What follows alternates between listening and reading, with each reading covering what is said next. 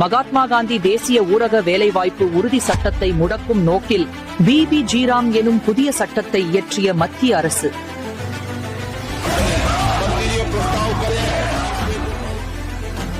சட்டப்பூர்வ உரிமை ரத்து.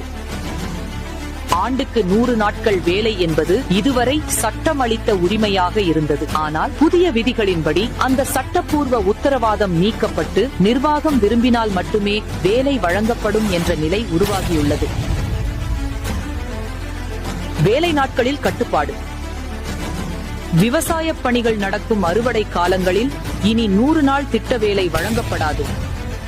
மேலும் தொழிலாளர்களுக்கான ஊதியத்தை மத்திய அரசே தன்னிச்சையாக நிர்ணயிக்கும் அதிகாரம் கொண்டுவரப்படுகிறது. பஞ்சாயத்துகளின் அதிகாரம் பறிப்பு. கிராம சபைகளே இதுவரை வேலைகளை திட்டமிட்டு வந்த நிலையில் இனி டெல்லியில் இருந்தபடியே மத்திய அரசும் ஒப்பந்தக்காரர்களும் என்ன வேலை செய்ய வேண்டும் என்பதை தீர்மானிப்பார்கள்.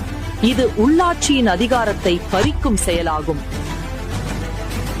மாநில அரசுக்கு நிதிச்சுமை.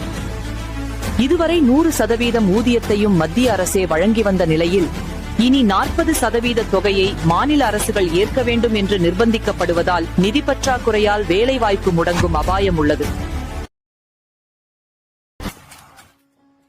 மகாத்மா காந்தி தேசிய ஊரக வேலைவாய்ப்பு திட்டத்தை விக்சித் பாரத் GRAMG என பெயர் மாற்றம் செய்து புதிய சட்டமாக இந்திய அரசு கொண்டு வந்துள்ளது. 2005ஆம் ஆண்டு காங்கிரஸ் தலைமையிலான ஐக்கிய முற்போக்கு கூட்டணி அரசு கொண்டு வந்த மகாத்மா காந்தி தேசிய ஊரக வேலைவாய்ப்பு திட்டம் 100 நாட்கள் வேலை வழங்குவதை உறுதி செய்தது. தற்போது இதனை 125 நாட்களாக இந்திய அரசு உயர்த்தியுள்ளது. GRAMG திட்டத்திற்கு காங்கிரஸ், திமுக உள்ளிட்ட எதிர்க்கட்சிகள் எதிர்ப்பு தெரிவித்துள்ளன.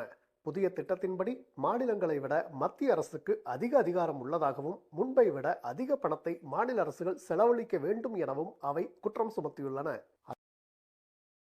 அகில இந்திய காங்கிரஸ் கமிட்டி ராகுல் காந்தியின் ஆணைக்கிணங்க தமிழ்நாடு காங்கிரஸ் கமிட்டி தலைவர் செல்வ பெருந்தகை MLA அவர்கள் தலைமையில் சென்னையில் உண்ணாவிரதம் கண்டன ஆர்ப்பாட்டம் நடைபெற்றது.